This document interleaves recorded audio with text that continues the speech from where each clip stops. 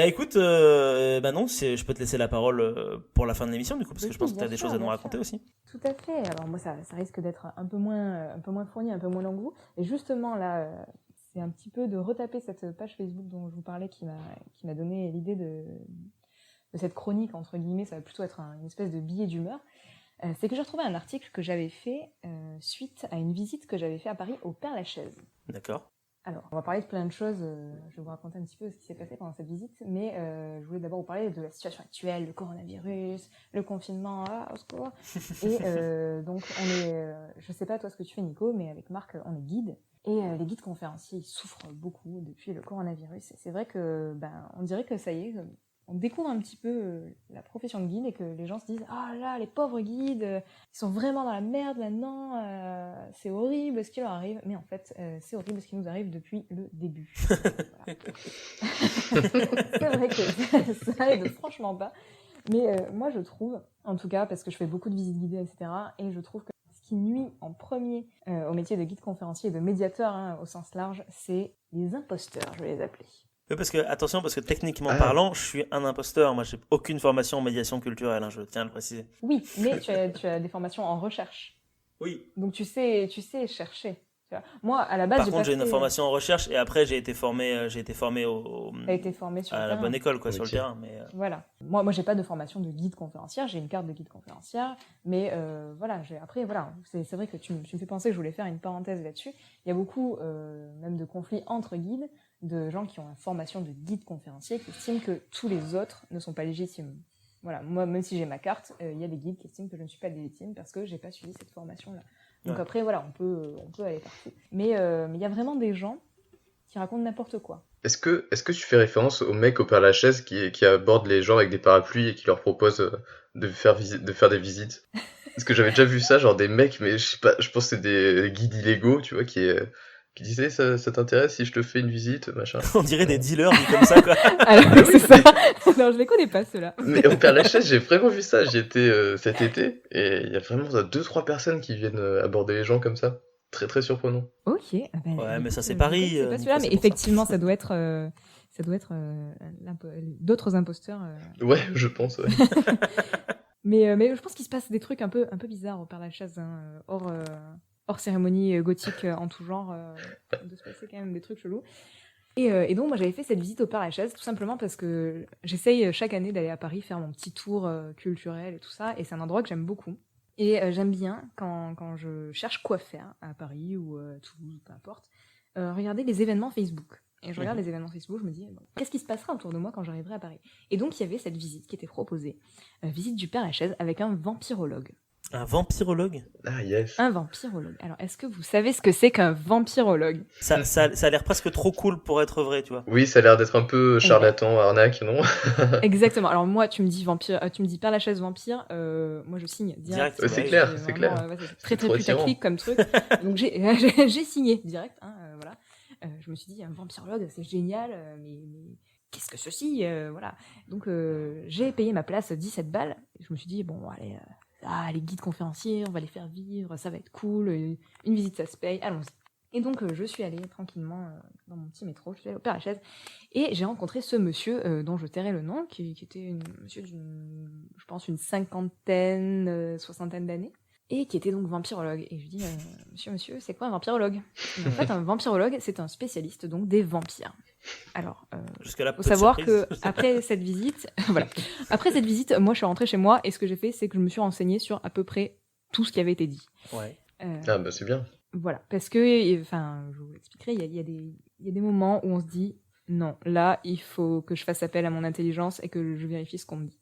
Alors, un vampirologue, donc c'est un spécialiste des vampires. Eh bien, je n'ai pas trouvé sur internet de formation de vampirologue ou de je ne sais quoi. En fait, je n'ai pas trouvé de vampirologue connu. Je pense que c'est un titre qu'il s'est donné lui-même, peut-être. Il n'y a pas de licence vampirologie. Voilà, sinon, parce que moi je me suis dit, putain, moi aussi je vais faire la licence en vampirologie, c'est quoi. Clair. Et en fait, non, voilà, ça n'existe pas. Et j'ai appris également que ce monsieur a ouvert un musée à Paris, musée des vampires. Voilà, donc ce monsieur a carrément un musée. Donc sur le coup, je me suis dit, bon, ça doit être quand même quelqu'un C'est important. Je suis arrivée un petit peu en retard à la visite, donc j'ai pas eu le début, vraiment le tout début. Je suis arrivée en fait pendant la partie la plus importante selon moi, c'est que ce monsieur connaissait très très très bien le cimetière, et je sais pas si vous savez, il y a 45 hectares au Père-Lachaise, c'est énorme, immense. et il le connaissait très très bien. Mais c'est magnifique comme lieu. Donc ça c'était un gros plus, parce que le Père-Lachaise on s'y balade, mais on a rarement quelqu'un avec nous pour nous pointer les choses du doigt. Ouais. Et donc je suis arrivée au moment où il nous expliquait qu'en fait, Dracula, le comte Dracula, était enterré au Père-Lachaise. Quoi ? Hein ? Qu'est-ce qu'il fout au Père-Lachaise ? Vous allez me demander. Eh ben, moi non plus, je savais pas du tout. Pourquoi le Père-Lachaise ? Mais c'est un livre. Mais c'est un livre, oui, c'est ça. Il n'existe pas. Ou alors il a existé, mais au 15e siècle, contre les Turcs. Quoi, Comme dire, il n'existe Harry pas, Potter voilà. est enterré au Père-Lachaise.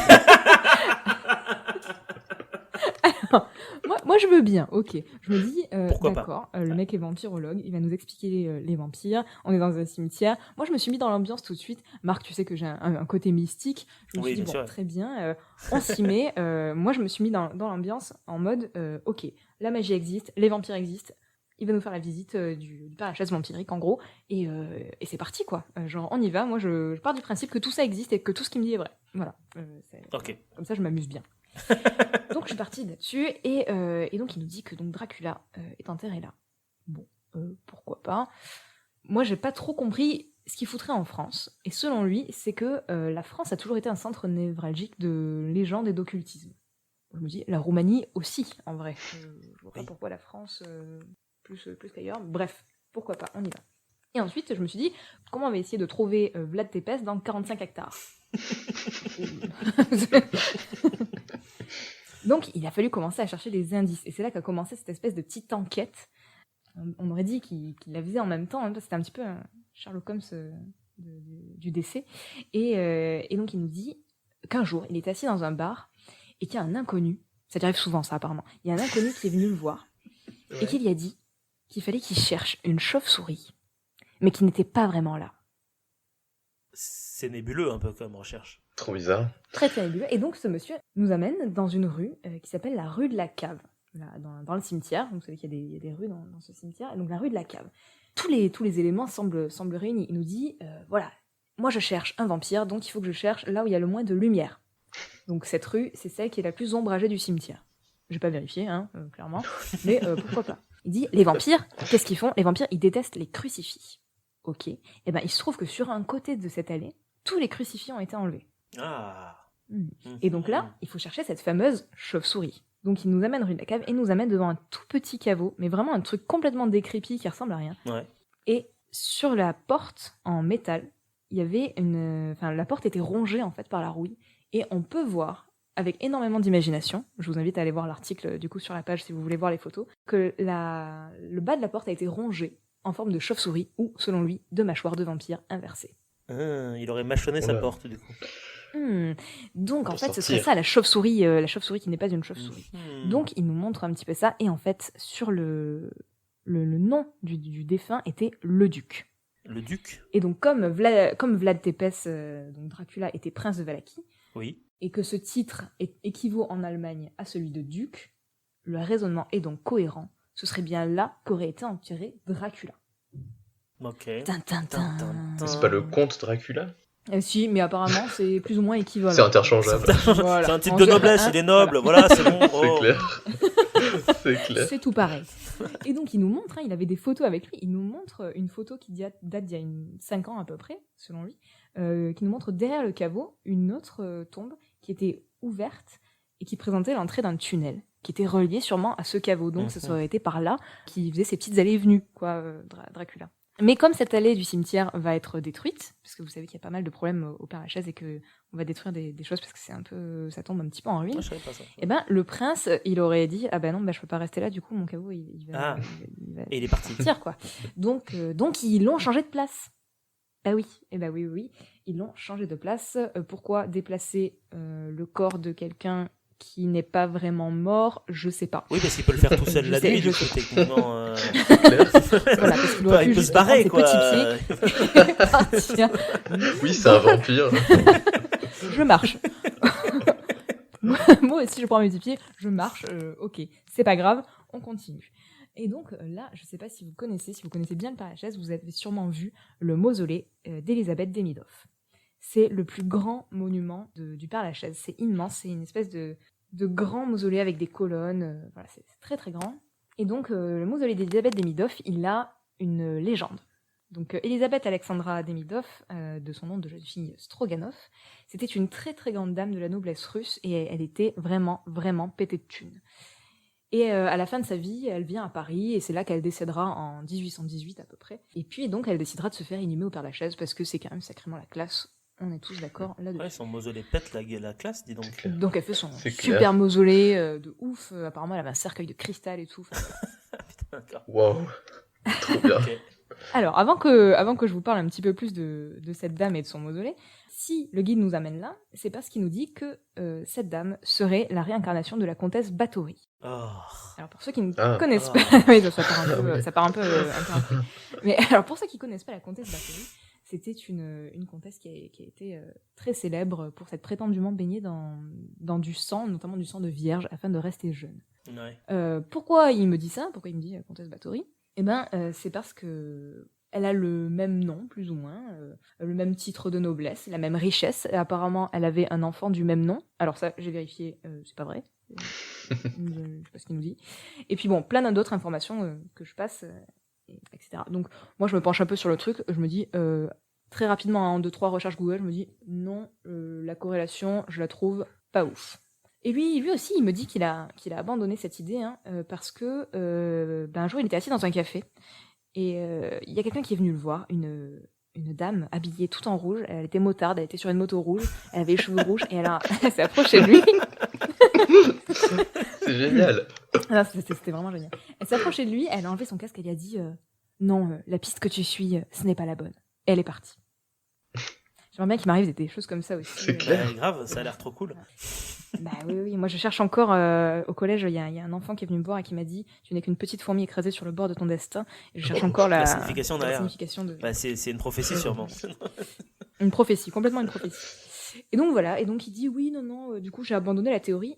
Mais en fait, il continue de nous parler et clairement, il n'a pas du tout abandonné la théorie.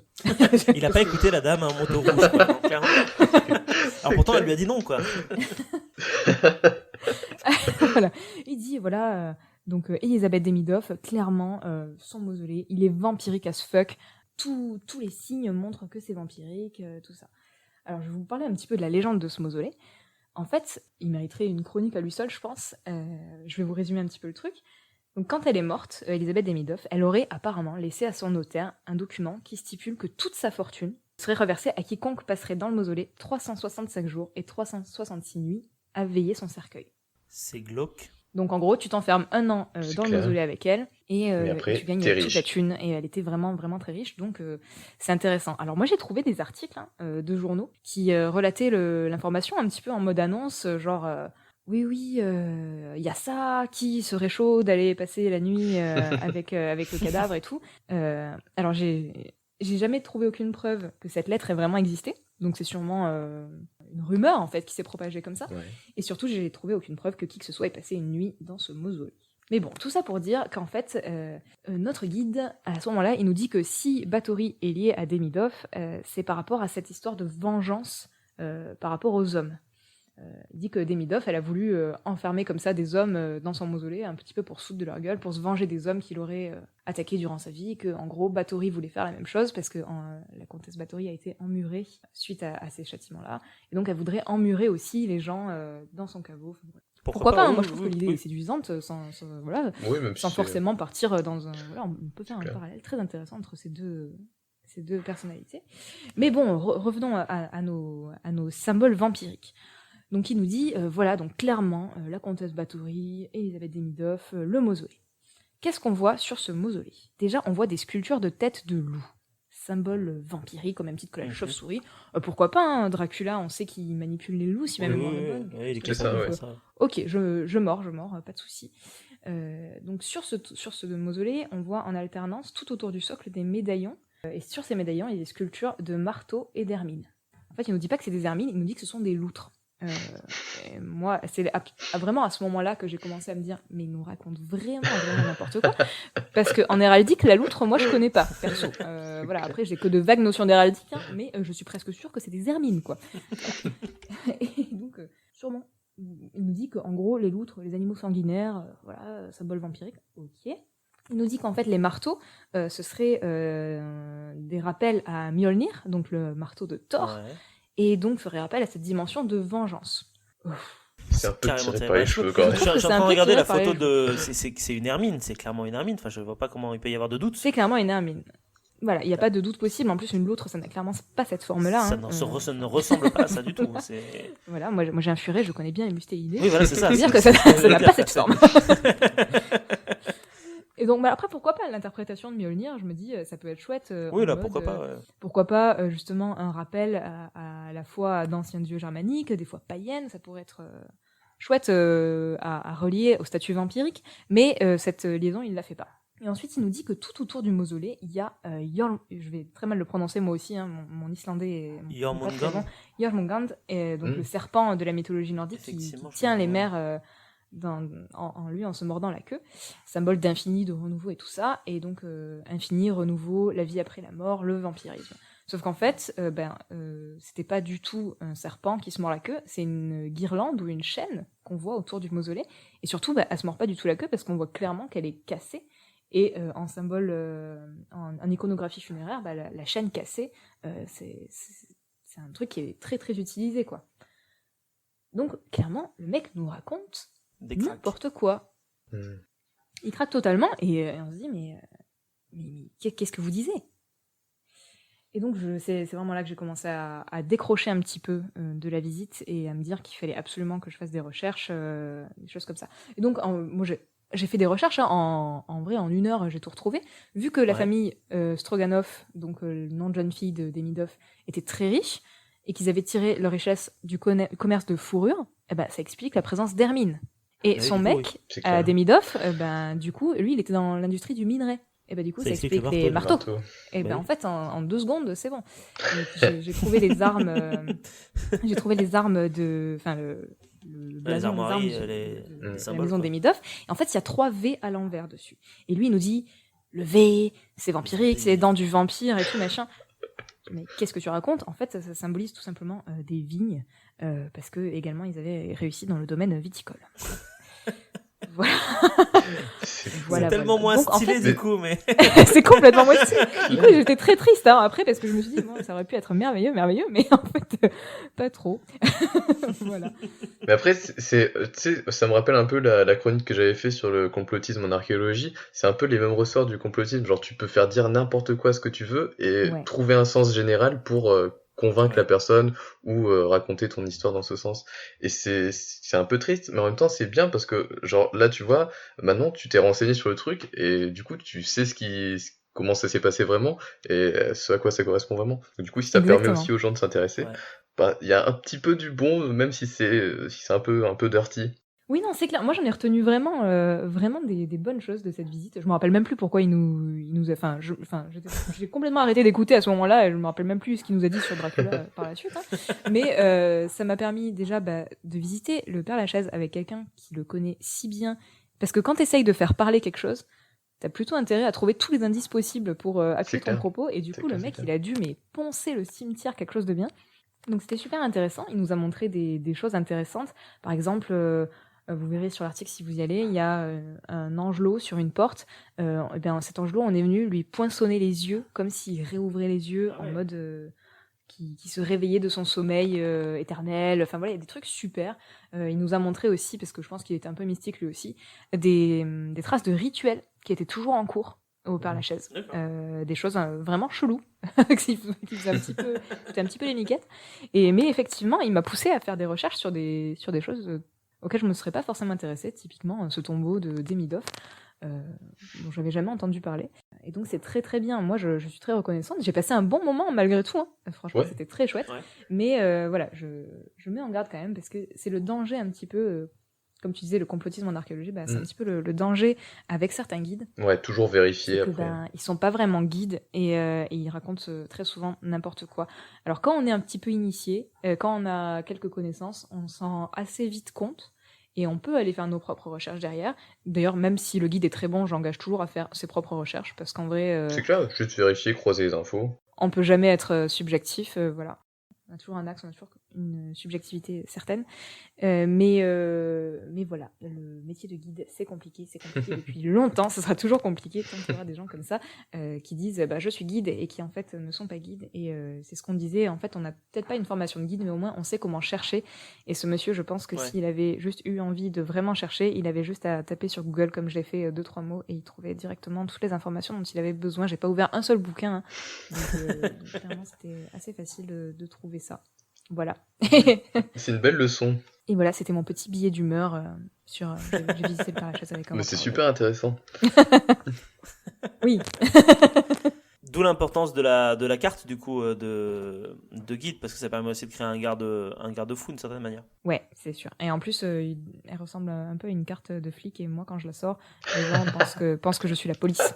Voilà. Trop bien. Ils te craignent après. J'ai une petite anecdote sur le Père-Lachaise. Est-ce que tu connais la tombe de Victor Noir? C'est une tombe, elle dénote un petit peu dans le Père-Lachaise. Moi, je suis pas du tout un spécialiste du Père-Lachaise, ni de l'art funéraire, ni de quoi que ce soit. C'est juste j'avais tapé tombe les plus insolites quand j'étais au Père-Lachaise pour aller visiter des trucs un peu rigolos. Et j'étais tombé là-dessus. C'est pas celui dont on touche l'entrejambe? Si, c'est ça, en fait. Oui, c'est un mec oui, bien sûr. qui gît, mais qui est fait de manière super réaliste, avec son entrejambe qui est un peu bombée. Et vu que c'est en bronze, du coup c'est tout usé comme si les gens l'utilisaient ou frottaient. Enfin, c'est un peu crado. Oui, en fait je crois que ça c'est un truc de fertilité, en gros il faut que tu viennes lui toucher ouais, voilà, c'est ça. la Il nouille. y a toute une légende qui est venue derrière. Ouais, mais quand j'y suis allée, il y avait des nanas des vieilles qui étaient en mode mais oui, c'est ça, c'est trop drôle à voir. ouais, c'est très très drôle. C'est clair, alors qu'à la base, je crois que c'est juste un militant socialiste qui s'est fait assassiner, je crois, un truc comme ça. Oui, et puis le gisant est beau, quoi. Enfin, oui, c'est vrai. C'est beau garçon. super réaliste, c'est clair. Je pense que c'est ça qui a dû attirer. Non, mais il se passe vraiment des trucs bizarres au Père-Lachaise. Hein. C'est clair. Et c'est pas très Covid-proof, ça, donc ne le faites pas en ce moment. Ouais. Oui, il faut pas toucher toucher vos mains sur les mêmes pénis que tout le monde. C'est le mot de la fin. Si ce petit instant passé en notre compagnie vous a plu et que vous avez envie d'en passer d'autres avec nous, eh bien n'hésitez pas à vous abonner, mettre un petit pouce bleu, partager la vidéo ou encore nous suivre sur les réseaux sociaux. Sachez que vous pouvez aussi écouter cet épisode dans son entièreté et pour cela vous n'avez qu'à vous rendre dans la description de la vidéo. Je vous dis à très bientôt pour à nouveau écouter un petit peu de tout et surtout un petit peu de rien.